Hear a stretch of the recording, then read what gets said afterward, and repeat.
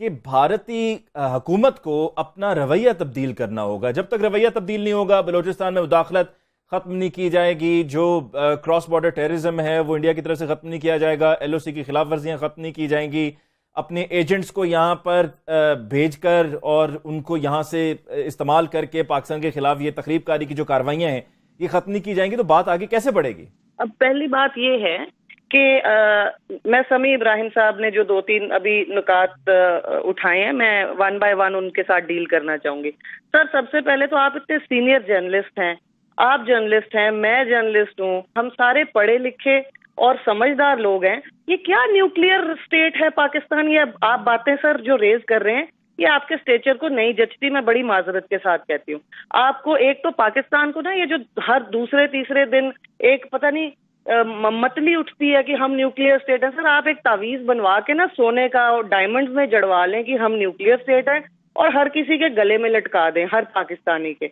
मतलब what is this muscle flexing कि आपको हर तीसरे दिन ये कहना पड़ता है टीवी पे उठ के कि हम न्यूक्लियर स्टेट हैं। यार, न्यूक्लियर स्टेट हो तो क्या कर लोगे? न्यूक्लियर स्टेट दुनिया में आज तक किसी न्यूक्लियर स्टेट ने हिरोशिमा नागासाकी के बाद एक दूसरे पर अटैक करने की बात की है? जितनी बेवकूफाना तरीके से हिंदुस्तान और पाकिस्तान एक दूसरे के सामने अपने मसल्स फ्लेक्स करते हैं, ये अहमकाना और बेवकूफाना रवैया सिर्फ, मैं माजरत के साथ कह रही हूँ, हमारा दोनों का ही है। मैं अपने आप को भी एज एन इंडियन इसमें इंक्लूड कर रही हूँ। यहाँ पर कम कहा जाता है, पाकिस्तान में ज्यादा कहा जाता है, लेकिन बेवकूफी में कोई कंपटीशन हमसे ज्यादा एक दूसरे को दे नहीं सकता। दूसरी चीज ये है कि आपने अभी जिक्र किया कि मोदी साहब ने ढाका में जाकर कहा कि मुक्ति वाहिनी में हमारा हाथ था, या बलूचिस्तान से लोग मुझे टेलीफोन पर कहते हैं कि हमें बचाएं। सर, मैं फिर से बड़ी माजरत से कहना चाहती हूँ कि बांग्लादेश की क्रिएशन में पाकिस्तान से ज्यादा किसी का हाथ नहीं था। ये आप भूल जाएं इस बात को कि इंडिया का हाथ था और इंडिया की वजह से पाकिस्तान से। I'm sorry to interrupt you over here, Ruchika. I had to come in here. I had to come in here. Narendra Modi ने गुज़श्ता साल बांग्लादेश जाकर क्या कहा सकूते ढाका के हवाले से, वो भी सबके सामने है। How can we forget? हम भूल कैसे जाते हैं? कर रही हूँ कि अगर अपने लोगों के साथ आपने बदसलूकियां ना की होती तो उन्होंने आपके खिलाफ ही खड़े नहीं होना। नहीं, बदसलूकी की बात ही नहीं। मैं माफी चाहता हूँ आपको, मुझे ये कहना पड़ेगा, जब आपके प्राइम मिनिस्टर ने ये कहा, इलेक्टेड प्राइम मिनिस्टर हैं, ग्रेट इंडिया के प्राइम मिनिस्टर हैं, उन्होंने कहा कि हमने किया। आप कह रही हैं कि उन्होंने नहीं किया, हमारे लोगों ने बदसलूकी। आप तो अपने प्राइम मिनिस्टर को झुठला रही हैं। उन्होंने क्लेम किया। मैं नहीं ये कह रही हूँ, मैं बिल्कुल कह रही हूँ कि प्राइम मिनिस्टर ने ये बात कही, लेकिन what led to the creation of Bangladesh was not India, it was the misbehaviour of the state of Pakistan with the people of east Pakistan. No, वो तो उन्होंने कहा कि हमारी वर्दी पहन के लोग आए, मुक्ति बानी को हमने क्रिएट किया, हमारा खून शामिल है, हमारा खून शामिल है। उन्होंने नहीं कहा कि कोई इधर डिस्कशन में मैं नहीं पढ़ती हूँ। मेरे साथ आपने पढ़े लिखे लोगों की तरह डिस्कशन करनी है तो करें, मैं ऐसे नहीं। आप मेरे को आपको ये आपने अजीब शुरुआत, आप देखें कितनी ज्यादती करती हैं आपके। अगर आपको आर्गुमेंट पसंद नहीं है तो आप कहते हैं पढ़े लिखे लोगों की तरह। आपका क्या मतलब है? सिर्फ आप पढ़ी लिखी हैं, हम पढ़े लिखे नहीं है। हम तो निहायत अदब से आपसे यह कर रहे हैं कि आपके प्राइम मिनिस्टर साहब ने ये कहा, हमने तो नहीं कहा। आप कह रही हैं कि पढ़े लिखे लोगों की तरह बात। ठीक है रुचिका, आप अपनी बात अगर आप आवाज ऊंची करके आपको लगता है आप मुझे नहीं, हमारी आवाज तो बहुत धीमी है, हमने तो आवाज ऊंची की नहीं है। सिर्फ जुमले ऐसे हैं कि जो शायद आपको पसंद नहीं आ रहे हैं, और वो जुमले जो हैं वो हकायक पर मबनी हैं। कि प्राइम मिनिस्टर ने राज कादियान साहब आप कुछ ऐड करना चाह रहे थे? सुन लें सर, मेरी अर्ज सुन लें। मैं कह रही हूँ दुनिया की कोई ताकत आपके या किसी के मुल्क का दो हिस्से नहीं कर सकती जब तक लोग ना अलग होना चाहें। सर, मैं आपसे एक सवाल पूछना चाहती हूँ, क्या आप बांग्लादेश की जंग में लड़ रहे थे? आप हम में से कोई नहीं सिवाय जनरल कादियान के जिसने बांग्लादेश की जंग में पार्टिसिपेट किया हो।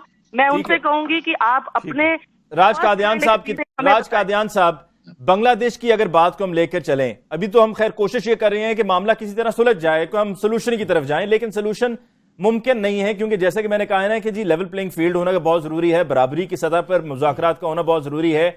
और डिक्टेशन की बात जो रुचिका ने की थी, वो डिक्टेशन तो भारत देने की कोशिश करता है हमेशा से कि जी हमारी मर्जी चलेगी, किसी और की हम बात नहीं सुनेंगे। राज कादियान साहब, आपके क्या टेक है इस पर कि इस पूरे मामले के हल के लिए, इसको सुलझाने के लिए क्या करना होगा? आपने मुक्ति वाहिनी की बात की, चलो तारीख की बात है, मुक्ति वाहिनी खड़ी किसने की थी, उसकी जरूरत क्यों पड़ी? हमने तो सिर्फ उनकी मदद करी थी। वही मोदी साहब ने बोला कि हमने मदद करी। मदद इसलिए करी कि 1 करोड़ आपके ईस्ट पाकिस्तानी हमारे मुल्क में आके बैठ गए थे। कब तक हम उनको खिलाते, कब तक उनकी सेहत का ख्याल रखते, कब तक उनके हाइजीन संभालते। हमने तो पूरी दुनिया में घूम के बताया कि भाई इनको बोलो वापस ले ले, लेकिन मुक्ति बाहिनी खड़ी वो आपकी वजह से। आपने इलेक्शन किया था 71 मार्च में, जिसमें मुजीबुर रहमान के अवामी लीग को मेजोरिटी मिली थी। कायदे के हिसाब से उनको आपके वजीर आजम बनना चाहिए था, वो आपको गवारा नहीं था। 26 मार्च को आपके जनरल टिक्का खान ने वहां पर अपनी आर्मी को लेट 270 दिन में जो जेनोसाइड हुआ, ये यूनाइटेड नेशंस की रिपोर्ट है कि this was the worst genocide in history.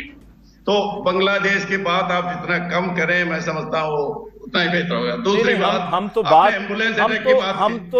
तो चाहते हैं कि चले ठीक है, इन वाकयात को बुला के आगे की बात करें, लेकिन भारत ही बाज नहीं आता। बांग्लादेश की बात भी वहीं पर हो रही है कि जब आपके अपने वजीर आजम ने बांग्लादेश में जाकर क्या कहा।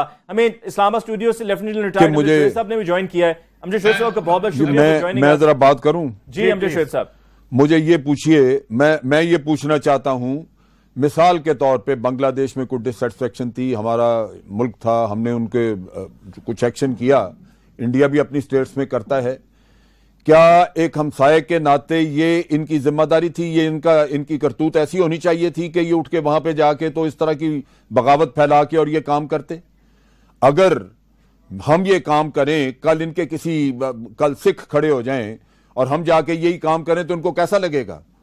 बात यह है कि हमसाये के होते हुए आप अगर ये शरारतें करें तो ये नहीं, तो हमें करना चाहिए। मैं तो अब तो कर नहीं रहे, लेकिन करना चाहिए। रीजन उसका यह है कि आपने हर वो काम किया जो आपको नहीं करना चाहिए था। आपको नहीं करना चाहिए था, आपने वो सब काम किए। अब अगर आप करें तो वो दुरुस्त है, वो जायज है, हम करें तो वो आपको गलत है। हमें एक ब्रेक लेनी है, हम एक ब्रेक के बाद लौट कर आएंगे तो नाज़रीन यहीं से डिस्कशन को आगे बढ़ाएंगे। भारतीय जारियत की वजूहात क्या हैं, क्या भारत जंग चाहता है, इस सवाल को लेकर हम बात को आगे बढ़ाएंगे, लेकिन एक ब्रेक के बाद।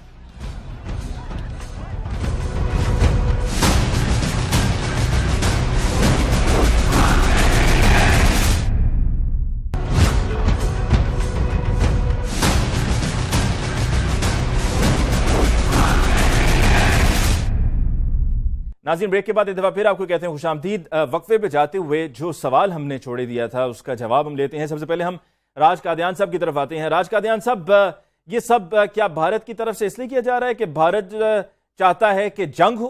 देखिए, भारत क्या चाहता है, उसके इरादे क्या हैं, इसका अंदाजा पिछली तारीख से लगाया जा सकता है। 47 से जब से दोनों देश बने हैं, आज तक भारत ने कभी भी पाकिस्तान पर हमला नहीं किया। जितने हमले हुए हैं वो पाकिस्तान की तरफ से हुए। 47 में महाराजा हरि सिंह ने एक्सीड स्टेट को करने से 6 हफ्ते पहले 12 सितंबर को आपके वजीर आजम लियाकत अली खान ने रेडर्स को कश्मीर में भेजने का हुक्म दे दिया। 65 में आपने हमला किया, पहले ऑपरेशन जिब्राल्टर, फिर ग्रैंड स्लैम। कारगिल में आपने हमला किया। हमारी जो पॉलिसी है वो डिफेंसिव है, हम हमलावर पॉलिसी हमारी नहीं है, तो आगे भी वही पॉलिसी आप क्या संजीदगी से कह रहे हैं कि आपकी पॉलिसी डिफेंसिव है या मजाक कर रहे हैं? नहीं, आप बताइए, हमें कब अगर आपने हिस्ट्री पढ़ी हो तो आप ये सवाल ना पूछें। नहीं, मैंने तो ये सवाल पूछा क्योंकि जो मैं होते हुए देख रहा हूं, जो हम यहाँ पाकिस्तान में होते हुए देख रहे हैं गुज़श्ता इतने अरसे से, उसमें तो डिफेंसिव पर हम हैं, हम डिफेंसिव पर हैं। आप डिफेंसिव पे कहां से हो गए? आप जो है वो 2008 के वाक़े को लेके बार बार रोते हैं, कहते हैं जी 2008 में देखिए जी क्या हो गया, मुंबई अटैक्स को लेके आप बात करते रहे, आगे कोई बात ही नहीं दूसरी सुनते थे, और अब आप कह रहे हैं जी आप हमेशा डिफेंसिव पे रहे हैं। दुनिया की नजर में एक टेरर स्टेट कौन है, इंडिया या पाकिस्तान? आपको जवाब खुद मिल जाएगा, आपको जरूरत ही नहीं आएगी। और सर्वे भी करा लें पूरी दुनिया में, पूछ लें जाके कि कश्मीर के लोगों को हक के खुद इरादियत मिलना चाहिए या नहीं। वहां पे जो 6 लाख फौजी इंडिया के बैठे हैं वो क्या कर रहे हैं, उसमें आपको आपकी हुकूमत का असल चेहरा नजर आ जाएगा। उस पर भी आप सर्वे करवा लें। पूरी दुनिया ये कहती है कि कश्मीर बिलोंग्स टू कश्मीरीज, आपने उस पर कब्जा किया हुआ है। इस्तेस्वाब राय लोगों का हक है यूनाइटेड नेशन के मुताबिक। इस पे करवाएं सर्वे, आपको पता चल जाएगा। और दूसरा सर ऐसा है कि आप सबसे पहले तो मुझे ये बताएं, ये आपका सीपैक का आपने जिक्र किया ना, CPEC is illegal and unethical, disputed territory है, यूनाइटेड नेशन की सैंक्शन लगी है, उसके ऊपर आपने एक तीसरी कंट्री को कैसे ले आया, जबकि वो कहती है कि बायलेटरल मैटर है इंडिया और पाकिस्तान के दरमियान Kashmir. How can you bring in China? It is unethical and illegal that China is even entering into the disputed territory of Pakistan. तो आप जाएं यूनाइटेड नेशन में, अगर वो इलीगल है और बिल्कुल अनएथिकल है तो आप जाएं सिक्योरिटी काउंसिल में, यूएन में मूव क्यों नहीं करता इंडिया? आप एक प्रॉपर फोरम है, आप जाएं उसमें मूव करें। सर मैं दूसरी बात ये करना चाहती हूँ, जो आप बात, let me also speak ji, let me clarify. United Nation में 48 में हम गए थे, इसमें कोई शक नहीं, हमारे प्रधानमंत्री नेहरू गए और उन्होंने प्लेबिसिट के लिए बोला भी था, यूनाइटेड नेशंस रेजोल्यूशन है, लेकिन उसमें दो शर्तें भी लगी थी, दो शर्तें थी। पहली शर्त ये थी कि प्लेबिसिट से पहले पाकिस्तान की पूरी सिक्योरिटी फोर्सेस कश्मीर से बाहर जाएं, भारत मिनिमम सिक्योरिटी फोर्सेस रख सकता है। दूसरी कंडीशन ये थी, मिनिमम रख सकता है 6 लाख। आप बीच में मत बोलिए ना, मेरे को बोलने दीजिए। दूसरी कंडीशन ये थी कि जितने नॉन कश्मीरी पाकिस्तानी कश्मीर में वो सब बाहर जाएं। जब वो शर्तें ही नहीं मानी तो मेरा मानना है कि प्लेबिसाइट तो आप लोगों ने रोका है, हम तो चाहते थे। बिल्कुल बिल्कुल बिल्कुल प्लेबिसाइट को